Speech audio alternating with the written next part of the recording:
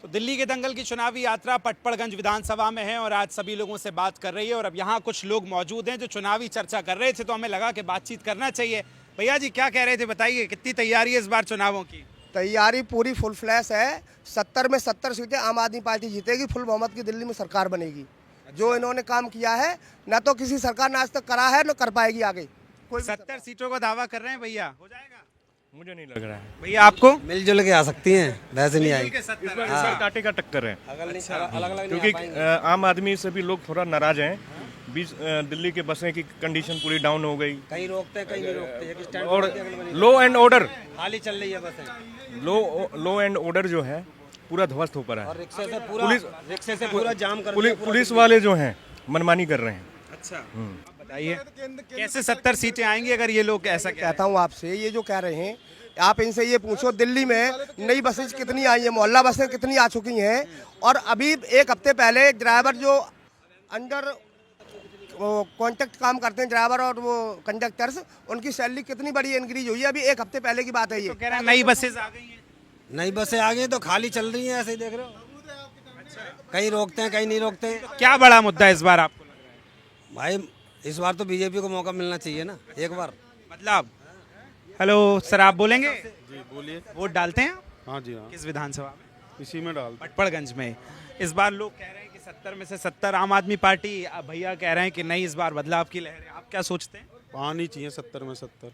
आम आदमी पार्टी हाँ, क्या जैसे और क्या मुद्दे लग रहे हैं कि और क्या बेहतर काम होना चाहिए? पहली बार तो शिक्षा के बारे में। स्कूल ऐसे हो गए कि जो बच्चों को बड़ी अच्छी शिक्षा मिल रही है। अभी फॉरेन से कुछ बच्चे लौट के आए, ट्रेनिंग के लिए गए थे। तो जब तक पढ़ेंगे लिखेंगे नहीं तब तक आगे बढ़ेगा नहीं देश। तो सबसे बड़ी बात तो शिक्षा की है। नहीं, आप कह रहे हैं ना कि बसें अब आई हैं, एसी तो पहले ही आ चुकी थी, लाल हरी पीली। एक मुद्दा इस बार के चुनाव में बड़ा है कि लोग कह रहे हैं कि घुसपैठिए जो हैं बड़ी संख्या में बाहर से, बांग्लादेश या रोहिंग्या जो हैं वो दिल्ली में आ रहे हैं। किसकी सिक्योरिटी है बॉर्डर पे? किसकी सिक्योरिटी है? आम आदमी पार्टी की या सेंट्रल गवर्नमेंट की? मतलब दिल्ली में हैं, आप मान रहे हैं? मैं दिल्ली में, मैं ये नहीं मान रहा है या नहीं है। मैं तो ये पूछ रहा हूँ कौन लाया बॉर्डर से, कैसे अंदर आए हैं, कौन लाया बॉर्डर से? बताइए। ये कह रहे हैं कि बॉर्डर पे मतलब बीजेपी की सिक्योरिटी है, तो यहाँ जो घुसपैठिए आ रहे हैं तो जनप्रतिनिधि क्या कर रहे हैं?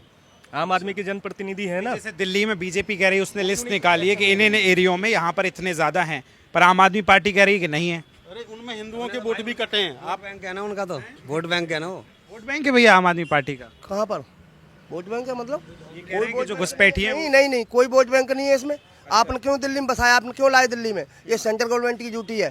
बॉर्डर से कैसे बंदे आ गए यहाँ पे?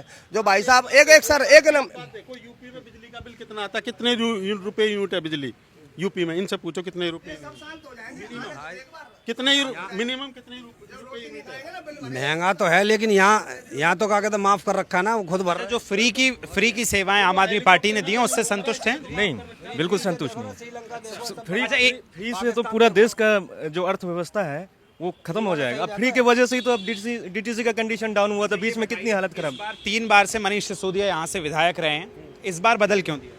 उन्होंने बदल दिया, उन्होंने यहाँ सुधार कर दिया। आप सोच रहे हैं मैं वहाँ दूसरी जगह जाऊँ?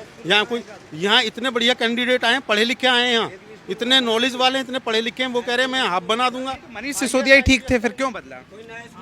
नहीं है जी। हरियाणा में मुख्यमंत्री क्यों बदल दिया? जो पुराने थे वो किसी भी पूछे हमने, हर प्रदेश में पूछ रहे हैं। ये जहाँ आप खड़े हो ना, ये विनोद नगर आगे स्कूल, अमेरिका तक नाम होता है इस विनोद नगर का। पता आपको कौन देख के गया था? यही बना है। मंडावली की तीनों चलूं? अभी आप मेरे साथ चलो, गाड़ी में बैठा रहा हूँ अपनी पे। मंडावली की तीनों स्कूल दिखा के लाता हूँ। चलो मंडावली के मानता हूँ, बाकी तो पूरी दिल्ली में मैं घूमता हूँ, सारे स्कूल ऐसे ही हैं।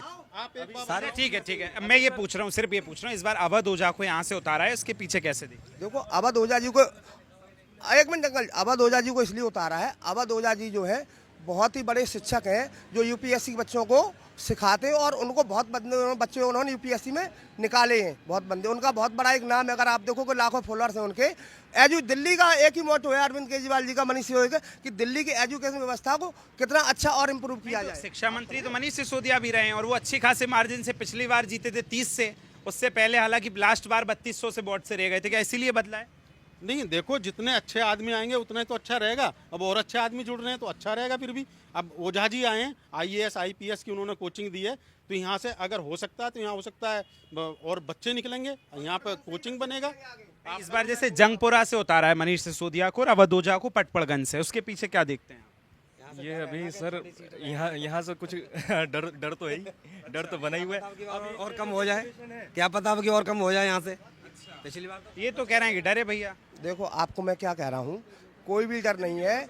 70 की 70 सीटों में अरविंद केजरीवाल जी खुद चुनाव लड़ रहे हैं अकेले बीजेपी से, ठीक है, 70 की 70 सीटों में, और उनने खुल के चैलेंज कर दिया था, अगर हम ईमानदार हैं तो आप लोग हमें वोट देना, अगर आपको लग रहा है मैं बेईमान है एक भी वोट मत देना। नरेंद्र मोदी 15 साल के तीसरे कार्यकाल में क्या नहीं पाए, हमने कहाँ से हैं भैया? मैं यूपी से हूँ। यूपी, यहाँ वोट नहीं डलता। आप बताइए क्या कह रहे थे, खुल के नहीं बोलते, आप बोलिए। बोलने का मतलब ये है, मनीष सिसोदिया जी यहाँ के विधायक थे, तो उनको ये क्षेत्र छोड़ जाना नहीं चाहिए। अब उनको ओझा जी को खड़ा किया, ओझा जी यहाँ से निकलेंगे नहीं, किसी भी कीमत में निकलेंगे। मनीष जी क्यों गए यहाँ से? अब मनीष जी, डर था क्या? मनीष जी बिल्कुल डर था कि हम यहाँ से हार जाएंगे, और जबकि उन्होंने यहाँ पे इतना कुछ किया कि जिसका कोई जवाब नहीं है, तो उनको ये क्षेत्र नहीं छोड़ना चाहिए ना। और दूसरे को यहाँ छोड़ गए तो बिल्कुल मुश्किल है, यहाँ बीजेपी निकलेगी। ये तो कह रहे हैं भैया, ये तो नाराज हैं, कह रहे हैं कि इतना अच्छा काम मनीष जी ने किया है, पर हम जनता कह रही है कि उनको नहीं जाना चाहिए था छोड़ के। देखो ऐसा नहीं है, जब ओझा जी ने आम आदमी पार्टी ज्वाइन करी इन्होंने, तो इनकी एक शर्त थी, इन्होंने ये बोला कि मुझे एजुकेशन मॉडल जितना दिल्ली का निकला है वो पटपड़गंज से निकला है, जब से मनीष जी बने थे एजुकेशन मिनिस्टर, राइट। तो इन्होंने ओझा जी ने ये बोला कि मुझे यहीं से सीट चाहिए पटपड़गंज से, तो मैं आम आदमी पार्टी ज्वाइन करूँगा। तब ये डिसाइड हुआ था कि आप पटपड़गंज से लड़ो, मैं जंगपुरा से लड़ूंगा चुनाव, इसलिए उनको दी गई कि एजुकेशन को यहाँ से वो बनेंगे, तो शायद उनको ये आगे एजुकेशन मिनिस्टर बनाया जाएगा, शायद में भी मेरा अपना आइडिया है। तो एजुकेशन कैसे और IPS या जो भी मतलब आगे तैयारियाँ हैं, इस बार ओझा साहब निकल रहे हैं, 101% जीतेंगे, 101%। भैया क्या लग रहा है आपको? ऑटो वालों का देख रहे हो, कंगाल बना दिया बिल्कुल ऑटो। आप ऑटो वाले हैं?